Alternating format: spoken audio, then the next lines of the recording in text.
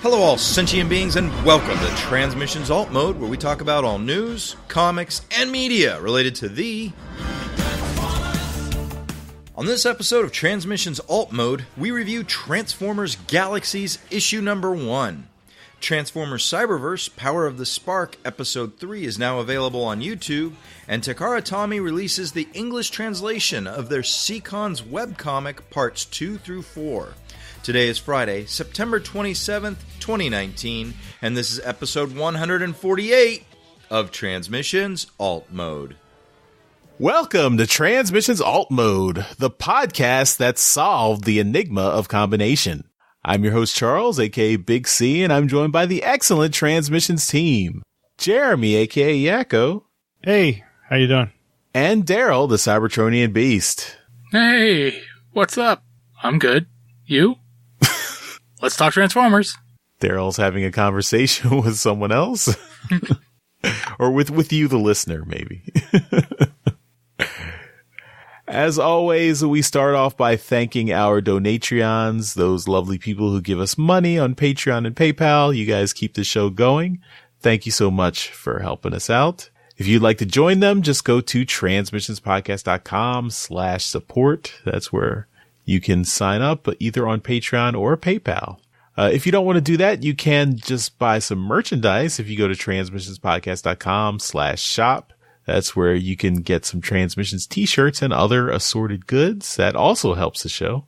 You could also help out our artist friend K-Girl, who her store at TeePublic is at teepublic.com/user/superstark. And she also has some pretty neat designs.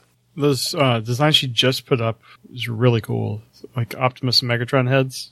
Really like that. Yep, very cool. We've got it on our storefront too, and yeah. Yep. So that helps her and us. All right. Again, want to remind you about the Transmissions 6th anniversary contest. If you go to transmissionspodcast.com/6 years, the number 6. There you can fill out the survey that will be your entry into the contest. We will pick a winner from all the entries selected at random, and all the entries got to be received by October 27th, 2019. That's the last day of TFCon. So you've got a bit of time, but you should really put your entries in. We're looking for people to send in their thoughts on a memorable moment, one of their favorite moments from listening to 6 years of the podcast. And, that's something maybe we can put it together in a little montage or something if we get enough little moments. Everyone likes a montage. If you win the contest, the grand prize winner will receive the Respect the Prime Decepticon Purple Vinyl LP, also a Respect the Prime Constructicons EP CD, and a Transmissions t-shirt of their choosing. And then we'll have several runners-up that will just receive a Respect the Prime Constructicons EP CD.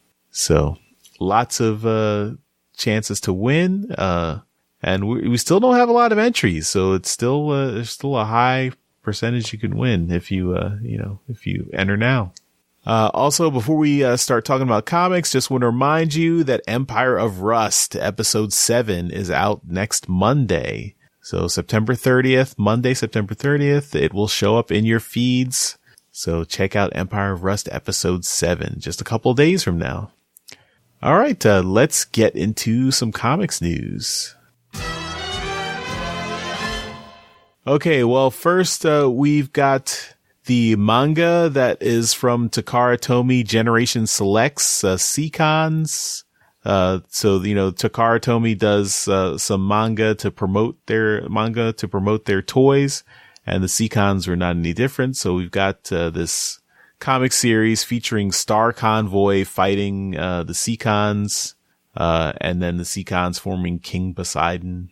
And now the art was very nice. The art is very pretty, but it was all in Japanese, so it was kind of difficult for us who don't speak Japanese or read Japanese, I should say, to understand. And now it has been translated. So the pictures have been posted at TFW.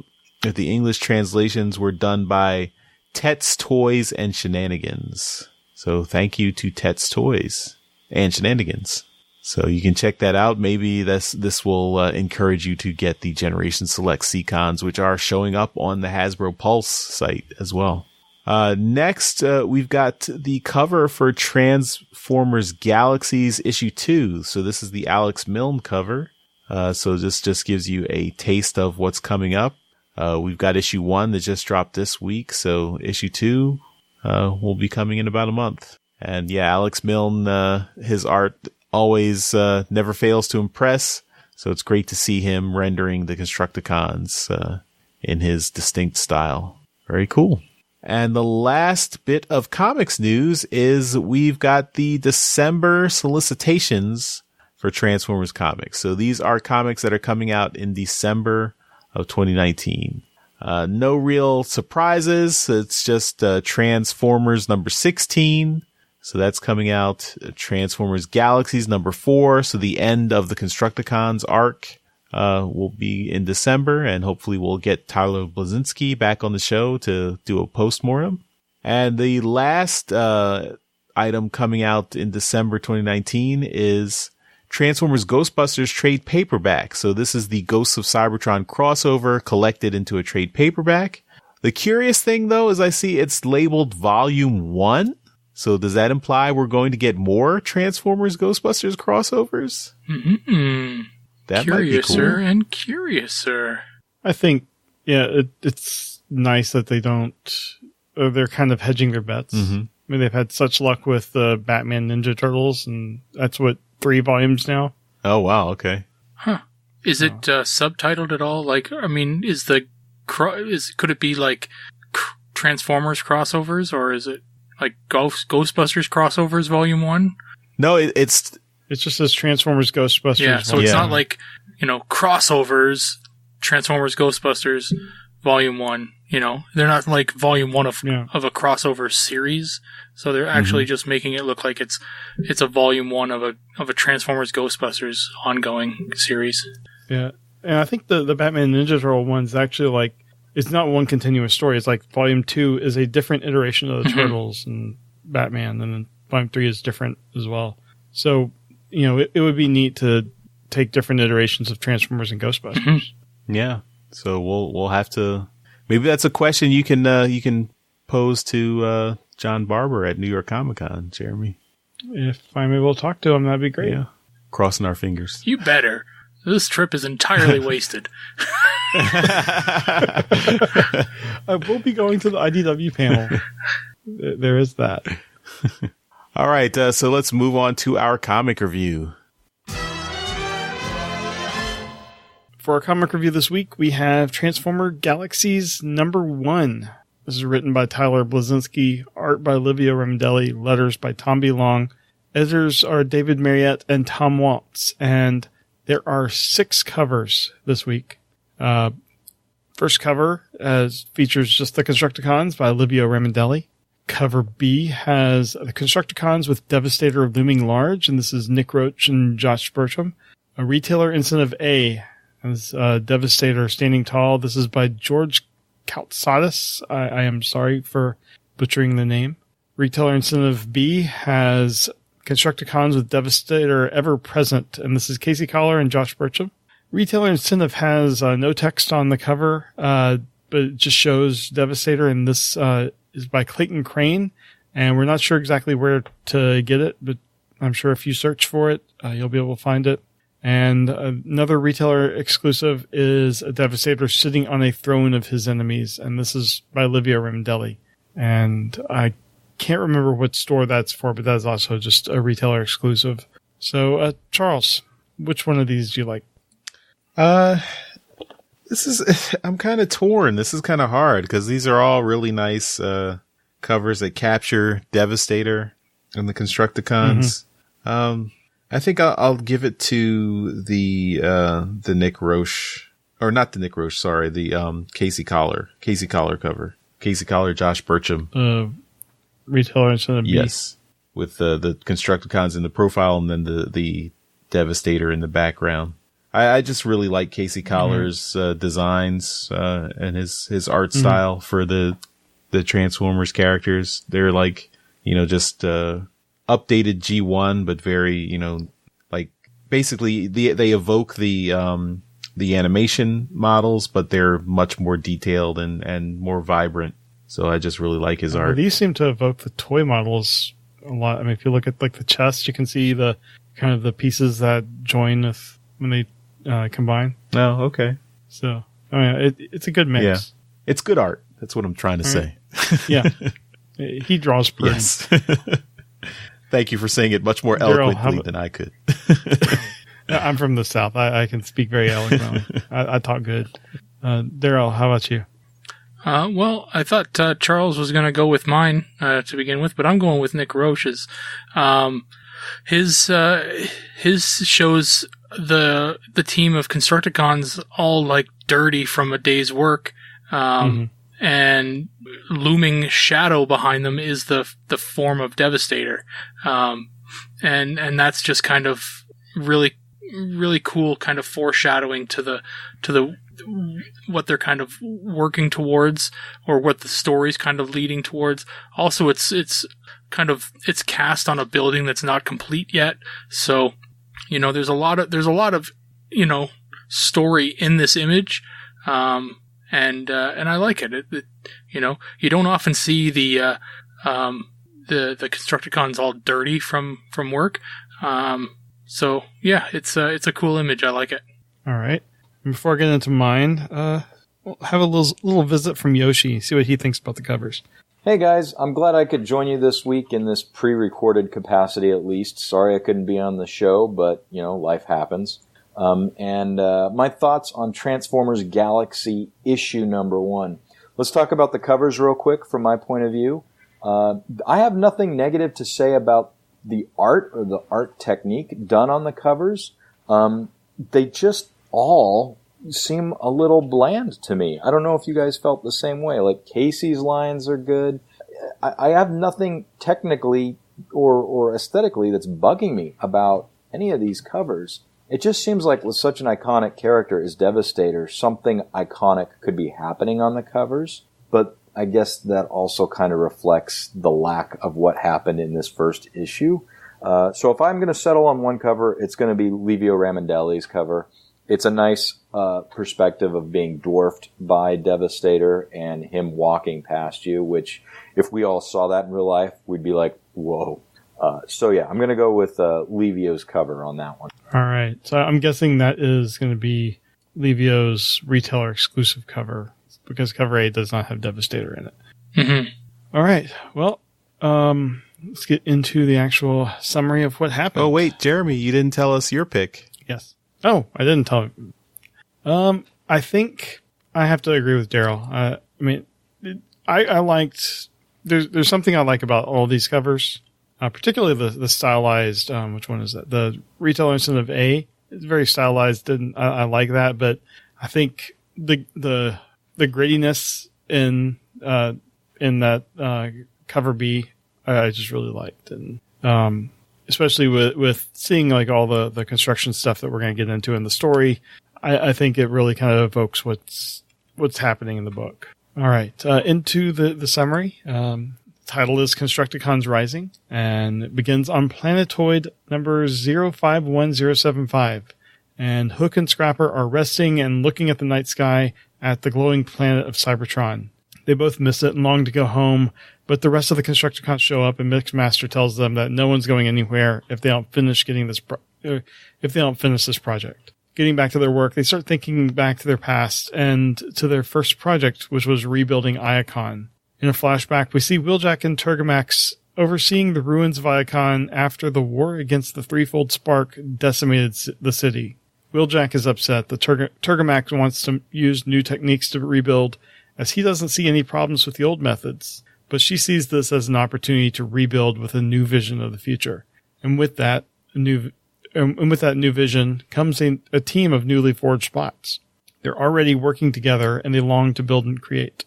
Wheeljack shows these Constructicons a map of the area and has them start at Rivets Field. While they're working at the location, Scavenger finds something, but he can't break through to dig it up. Bone Crusher comes over to blow a hole in the side of the building, and they discover an artifact that makes them all feel a little odd. Taking it Taking it to Turgomax, she realizes that they've found the enigma of combination. It's why they feel so connected and they can use it to merge into something that's greater than their individual parts. When they try to join, they are successful, but the combined form immediately falls to the ground. There's no one bot in control, and once they let that happen, the giant stands up. It's able to easily demolish a nearby building, and Wheeljack is amazed and a little terrified. Turgomax then tells them of the original team that used the Enigma. They never really bonded, and they became a being of mindless violence. This new team seems to have the bond to make it work, and it does as they rebuild Iacon into a new splendor. In the present day, Longhaul reports that their next Energon shipment is ready to ship to Cybertron. They're all frustrated at their rations or lack thereof, which keep them barely able to work and definitely not able to combine. Hook, in frustration, Hook tosses a pipe over the side of the building that they're on, and it accidentally stabs a bystander. And Hook hopes it can be considered a workplace accident. Watching from a distant statue, however, a shadowed figure of Bombshell sees potential in this team. To be continued. So this is the first outing for Tyler Bleszinski, and I thought it was not a bad first outing. That it was a bit wordy, and I think the dialogue probably could have been tightened up a little bit. But in terms of the plot and where this might be going, I think this is a really good first start, in my opinion. I mean, the art is good, but I'm a fan of Livio's art style, and I know he's very divisive. So if you're not a fan of Livio's art, you're not going to be a fan of this book. But I don't know. I really like this. I like kind of seeing a character like Turgomax that we've had kind of in bits and pieces in the main series show up here and actually do something. I think is nice. And then also just seeing the Constructicons as characters that want to build something up rather than tear it down, which is what, later on we know they do. I think it's really neat and kind of a nice play on the original, or one of the original origins of the characters, with the whole Crystal City thing where they build that. Here they're building up Iacon. So, I think it's a good start, and I'm looking forward to issue 2. Charles, what do you think? I generally agree. This was a good first start. I mean, I know this was definitely more on the character development, not a whole lot of action here. But like when we talked to Tyler a few weeks ago, I asked him about how does he make each Constructicon distinct, and I felt like that was accomplished here in this issue. Like, I know each Constructicon gets a characterization and they get a personality, and they act on that a little bit. Like, I mean, yeah. And it's derived from G1, but it's expanded on a little bit. Like, we know Scrapper's the leader. He's level-headed. He keeps everyone together. Hook's, he's just defined here as the project manager. Hook's the ideas man, but he's kind of very arrogant, and he kind of insults his fellow Constructicons. Scavenger just wants to please everyone. He wants to show how he can do good, and he really craves that attention from leadership. I noticed how he wanted to do well and then be praised for it. Mixmaster's like the science guy. He's the curious one he's always trying to, make stronger and better materials. Yeah. Bone Crusher's the demolitions guy who just wants to blow stuff up. And Longhaul just wants to, Longhaul thinks he's the most important, but he's the one who has to do all the work. And I could hear Greg Berger's voice, because he had those couple episodes of G1 where Longhaul's like, oh, carry this, carry that. I'm always carrying everything, and yeah. So that I really liked. So I feel like I know the Constructicons here. I also like that Wheeljack is kind of plays a part in their origin a little bit, and they even mention, like, they kind of blame Wheeljack for putting them in the right place to find the Enigma of Combination, which I thought was interesting. A little bit of foreshadowing there. And the whole, energon rationing. We see now, like, we see some of the downsides of this whole, like, the whole energon rationing scheme that has kept Cybertron at peace for all this time, but now you can see why people are dissatisfied when they can't, they do all this work, but then they don't get rewarded for it. Yeah, and in a little bit we see them being punished where the energon shipment that they're sending out was missing some stuff, so they were docked with their energon rations. Mm-hmm. Yeah, so overall, I like this beginning, and it's a first issue, so this makes me want to read more. And then the end is a little nice surprise to see Bombshell coming in as kind of a manipulator / antagonist. So I'm wondering how he's going to figure in. I guess I'm hoping if we see Bombshell, we're going to see more Insecticons. So I'm curious as to how that's going to play out, and maybe he'll kind of nudge them towards their fall into Decepticon territory. So maybe a little mind control. Maybe, yeah. One thing I don't like, and this isn't really Tyler's fault, but the enigma of combination. I mean, I thought that was a stupid idea when they introduced it, several years ago, and just the fact that it's now jumped into this new continuity. I mean, we already have the Matrix. Do we need another MacGuffin that explains how combiners combine? Can't they just develop the process? Someone some brilliant scientist figures it out and engineers it. I mean, why do we need magic to explain how they combine? It's now part of the lore. So I mean, it's fine, but I'm not a fan of the enigma of combination. All right. Well, before we get to you, Daryl, I'm going to play Yoshi's review, and then in case there's stuff we want to kind of comment on as well. So let's go to Yoshi's review of the comic. Transformers Galaxies issue 1. The story of the fucking Constructicons, guys. I'm going to jump into what I really loved about this book, and that's the art. Livio Ramondelli, to me, knocked this one out of the park. It is gorgeous. I feel like there's a huge improvement he's made here, and I'm going to say it has to do with the way he colors more than the way he draws. You know what you get with a Livio book, and this feels like a normal Livio book cranked up to 11 to me. The coloring, the textures, all of that stuff has been greatly improved, and that's absolutely great, and I'm thrilled to see it. It's one of the things that kept me eagerly turning each page of this issue 1. Now on to the story and my thoughts on the story. To me, there's a lot of good here, a lot of good that we're not seeing in the Transformers proper run, and that is the writing for the story is definitely coming from a G1 nostalgic angle. And I picked up on a bunch of those cues reading through the story for me.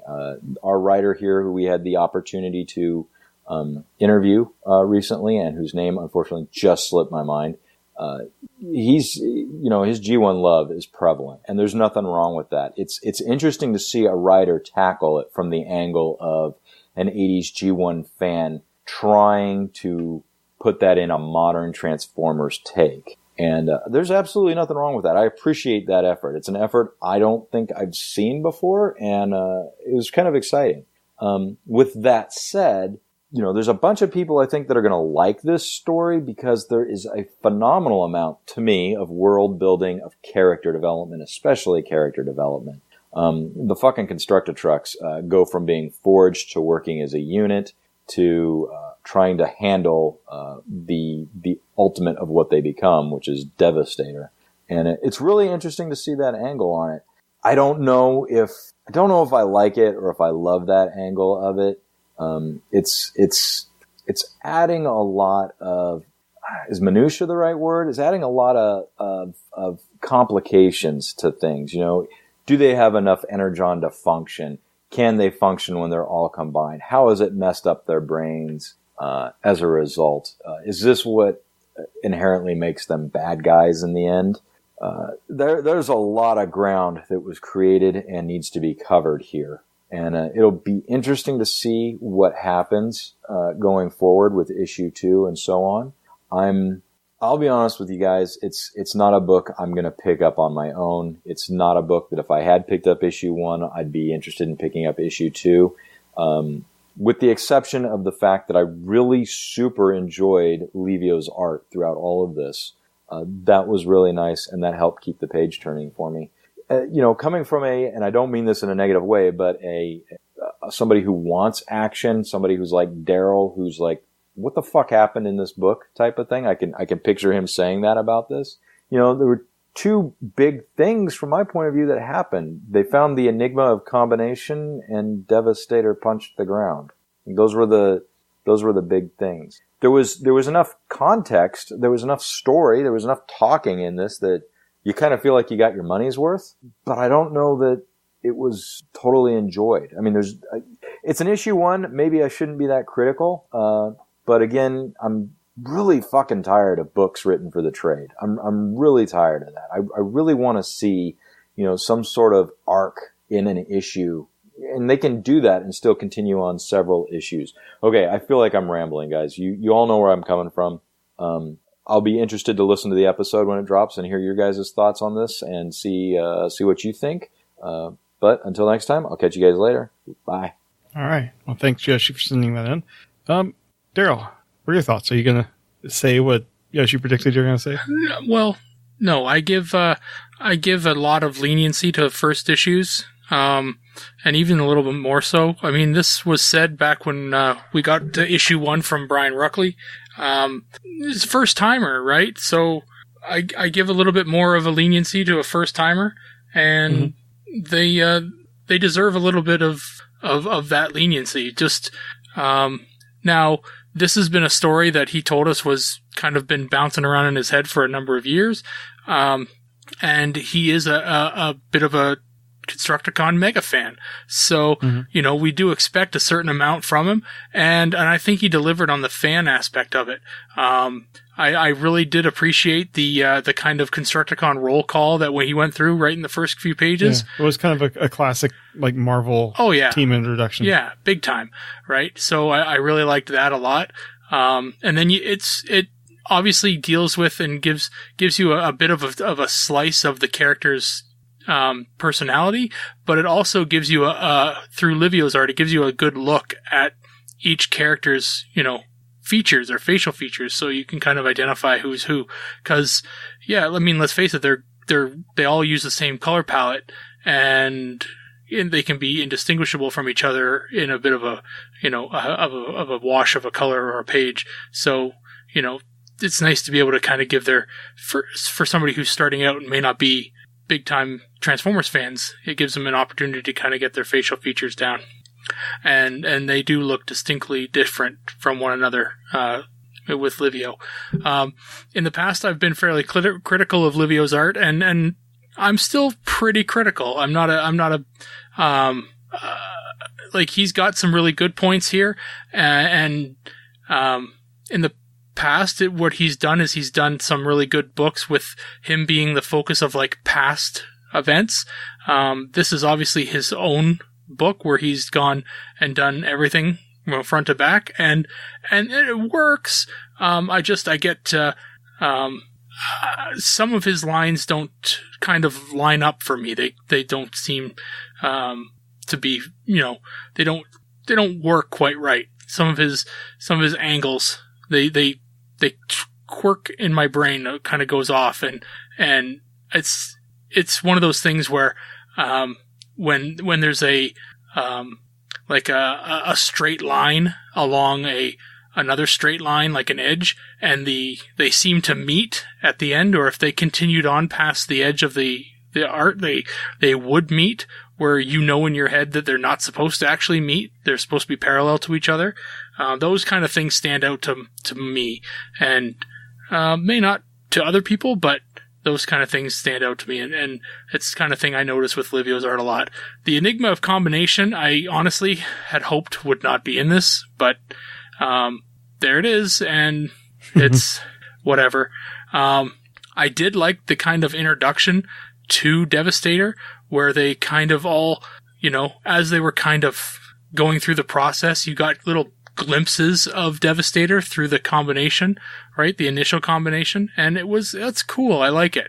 The story of learning how to become a giant combiner, that's not all that different from what we experienced with the last iteration of the Transformers book, right? Yeah. I'm trying to remember who it was.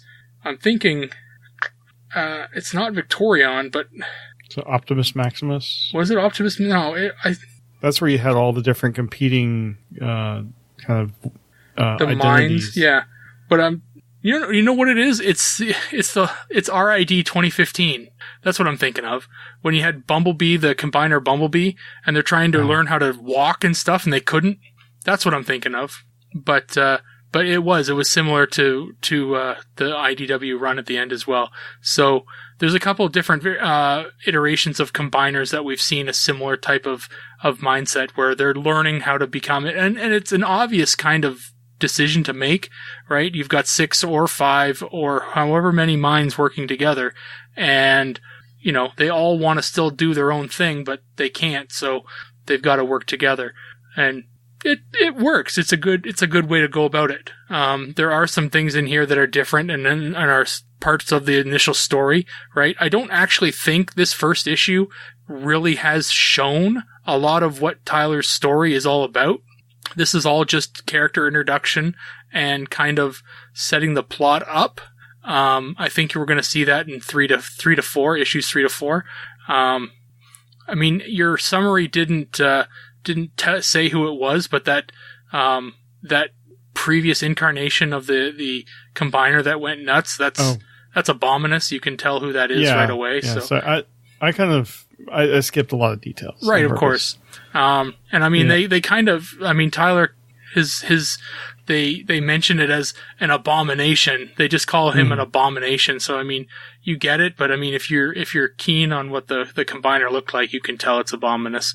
But I didn't mind the book. It was good. It's a lot of talking, right? So, I mean, that's something that we knew was going to be kind of coming. It's an introductory comic, so there's a lot that's going on here that's not really actiony. But yeah, I think, what was it? You mentioned that they dropped the pipe off and it hit somebody, right? I question whether that's necessary. I'm hoping it kind of makes its back into the comic at some point, that this seemingly uneventful event comes back, like it hits somebody who knows somebody that, make life hell for them, right? And I don't think it was until that moment that they hit somebody that I thought the planet was unpopulated, right? So yeah, I thought it was basically just that thing that they were working on. Right. They were trying to build this city or whatever the hell they were working on. Energon plant or whatever. Yeah. And I just thought it was just them up there. Right. So, until this thing fell and it hit this guy, I honestly thought it was just them. So I guess there you go. Maybe that's what that was for, was to let us know that the planet had population on it.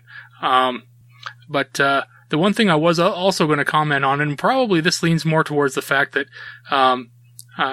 Tyler and Livio wanted to make this officially separated from any other continuity, was that Wheeljack we see him in his Cybertronian mode, which looks nothing like the mode that we saw him in the first episode of the G1 cartoon.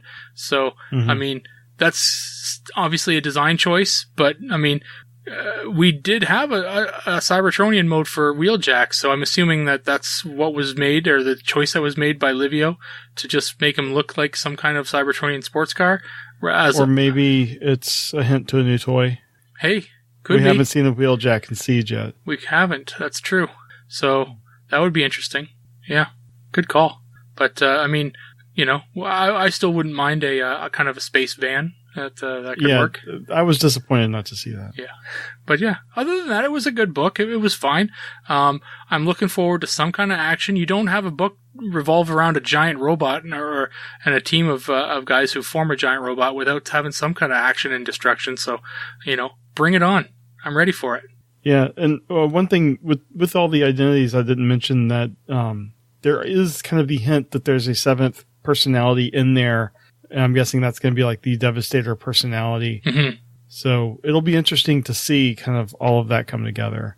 And like you said, it's very much a setup book. So, oh yeah, we'll see where all the pieces come into play. But pacing wise, I think that I enjoyed this better than the Ruckley #1. I do too. Yeah. So. Will we get a Devastator Abominus throwdown by the end of the series? I mean, I got the idea that Abominus was taken care of, but have him come back. I mean, it's not outside the realm of possibility. Mm-hmm. I love a combiner fight. Yeah. I guess I didn't mention the art, but I agree with everyone about Livio's art here is really top notch in this book. So it's good to see Livio back. And the coloring he did was really good. So great work.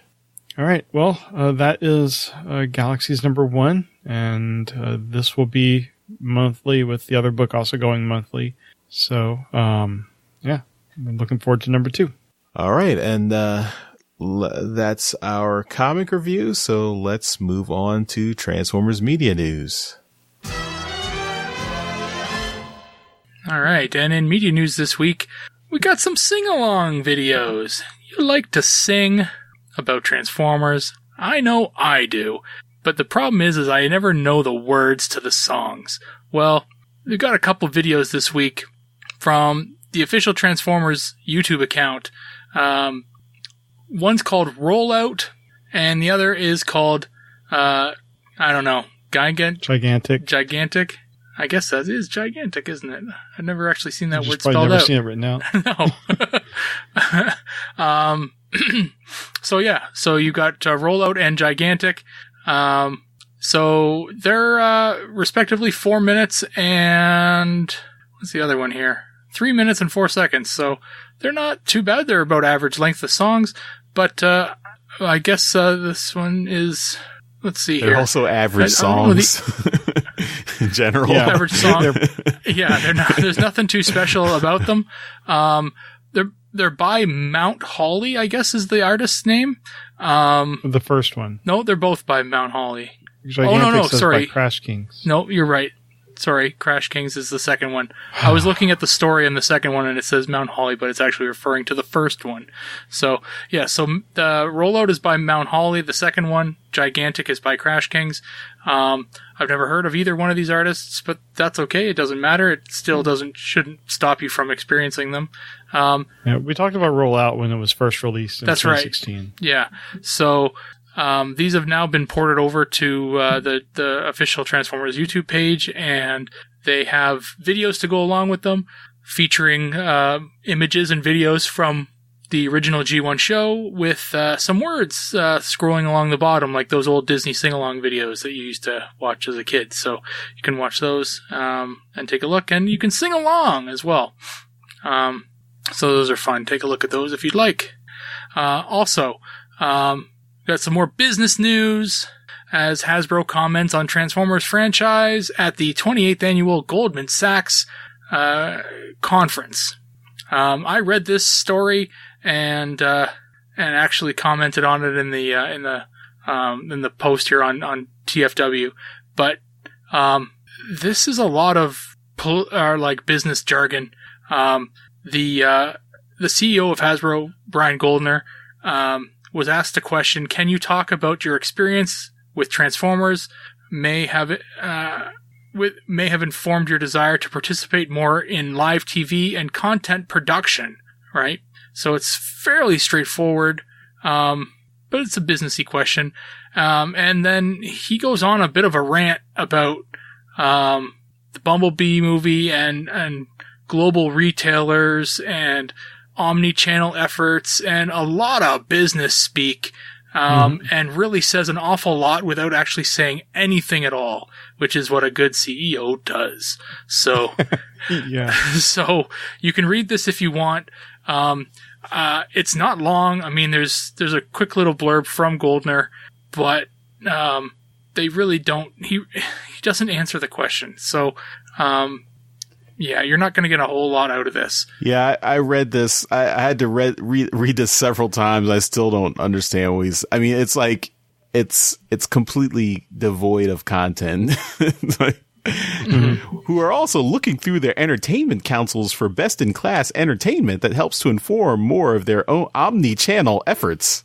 More departments at retail? How many departments can we inform and bring to life by our property? And we saw that with Bumblebee. What? Yeah. On the related side, for G.I. Joe, they said that there is going to be a Snake Eyes movie next fall. So I don't remember seeing confirmation of that before, but hey, there's still a little bit of life in that brand. If you recall, when they announced that there were going to be a bunch of Hasbro related movies, right?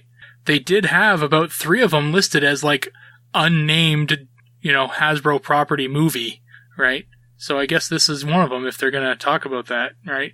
Yeah.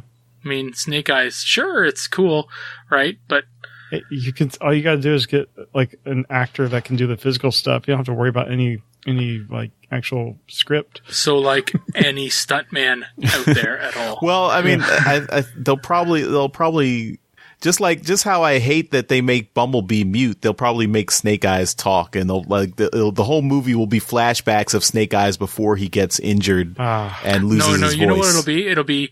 It'll be female Snake Eyes. And as much as I don't care, there's a whole lot of fandom that cares an awful lot that Snake Eyes is a lady now, and they will be very upset with that. So personally, it gives doesn't bother me any, but that's the G.I. Joe equivalent to Snake Eyes not talking kind of thing, right? Or sorry, Bumblebee not talking, right? Is just changing the gender of an iconic character. But I think, right? I mean, it's in the comics. So. At least in the comic though, she's like inhabited by the ghost of the original Snake Eyes or something. Isn't that what it is?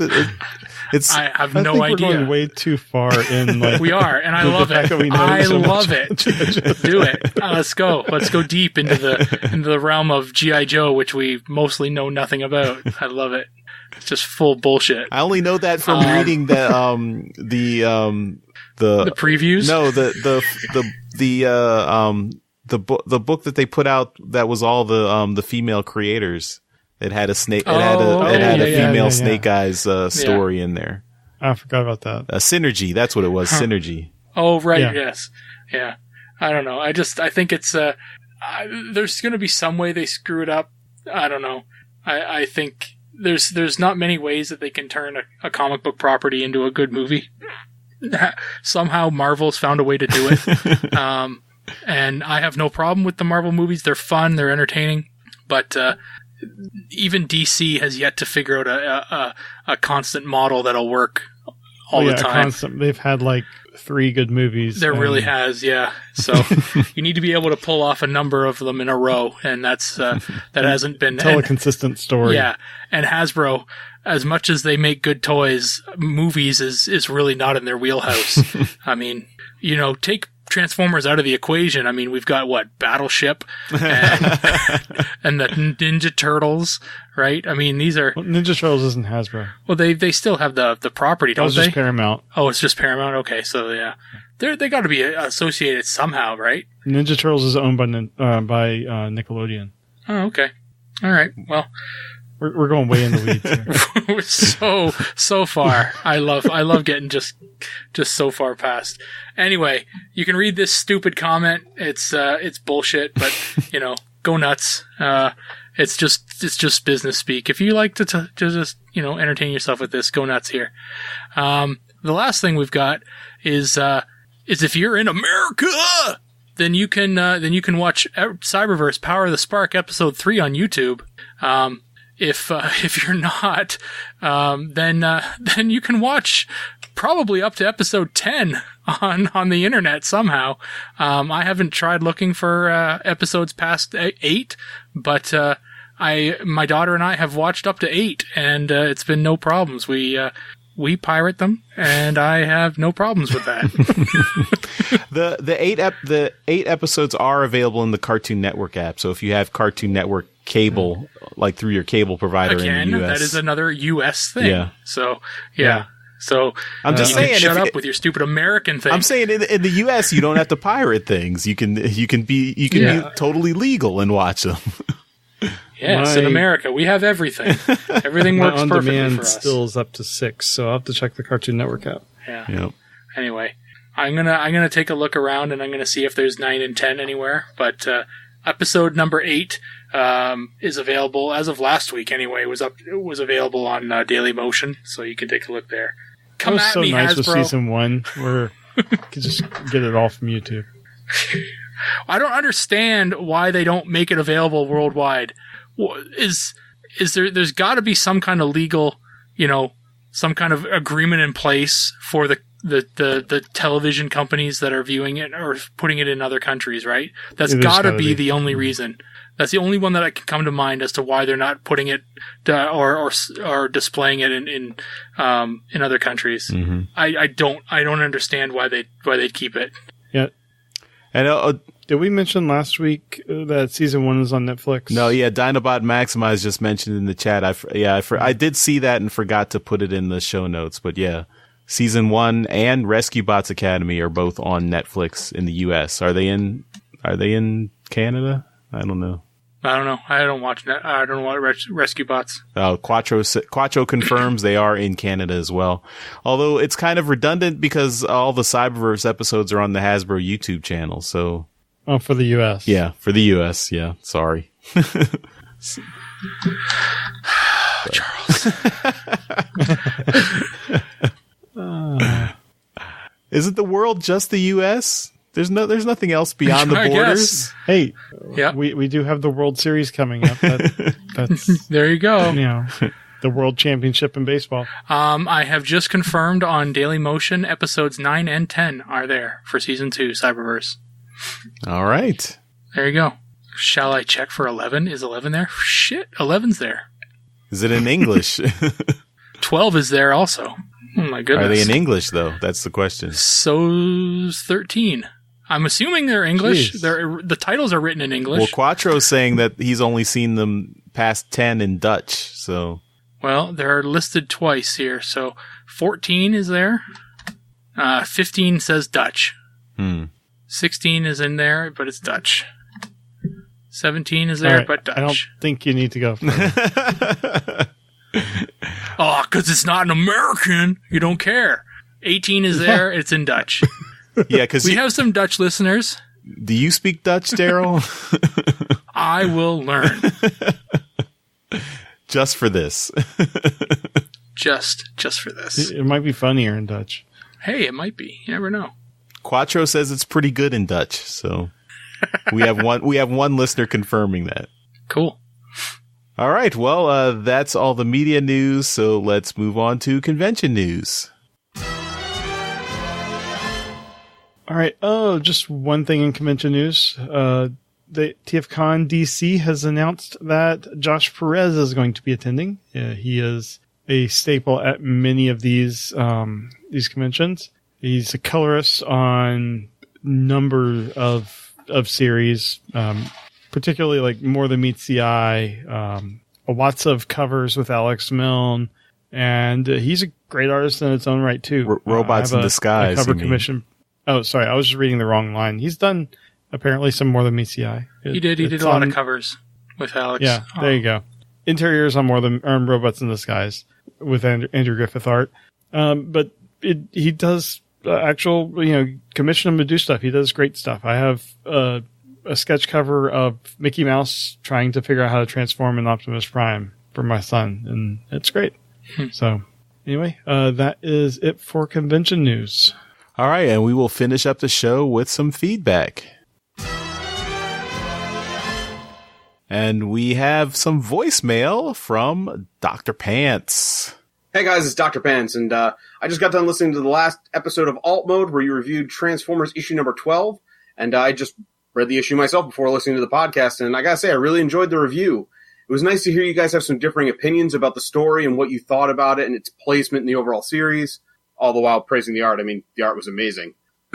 But I've also been enjoying your reviews as of late anyway, ever since, I think, issue number 8 or 9, because everything started to pick up in the series. I mean, I've been enjoying it since issue number 1, but it's nice to hear you guys enjoying it too. It's been really nice to listen to the reviews then, mostly because I'm the only one I know who's reading it personally, and I really don't have anybody to talk to about it. So it's been real nice to call and give you guys some feedback, listen to your alt mode podcast, your reviews about it, and just hear some opinions on it. So keep up the good work, guys. Really appreciate it. And I'm sure I'll call in some other time with some more comic book feedback because I got to get this off my chest somewhere. Thanks, guys. Very cool. Yeah. Thanks for calling in, Dr. Pants. And yeah, I mean, I generally think this last arc, the Cracks Beneath Your Feet, I think that did pick up. And I hope the pace continues to accelerate, going forward. I still kind of think this last issue with Nautica, it just seemed a little odd, like why it was placed at the end of that arc. But yeah, I mean, I think we talked about it last week that the issue itself, I thought was it's pretty self-contained one and done story. So in that sense, it was a nice little, change of pace. Yeah. And, we appreciate having, other people's thoughts as well, because it seems like we get repetitive pretty frequently. So, if you're enjoying the series, let us know. We also get repetitive pretty frequently. What he said.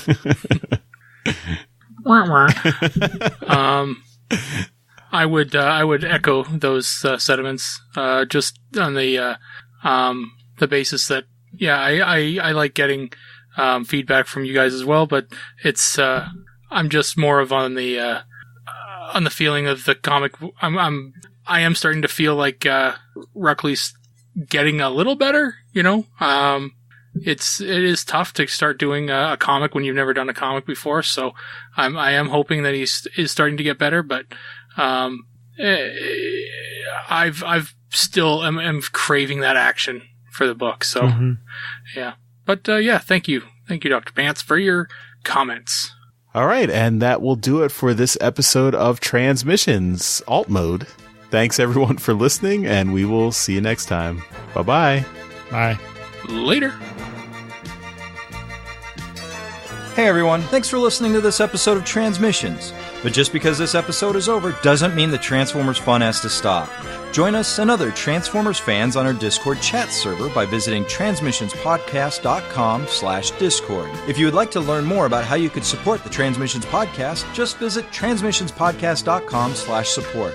Thank you all for listening, and we'll see you again next week.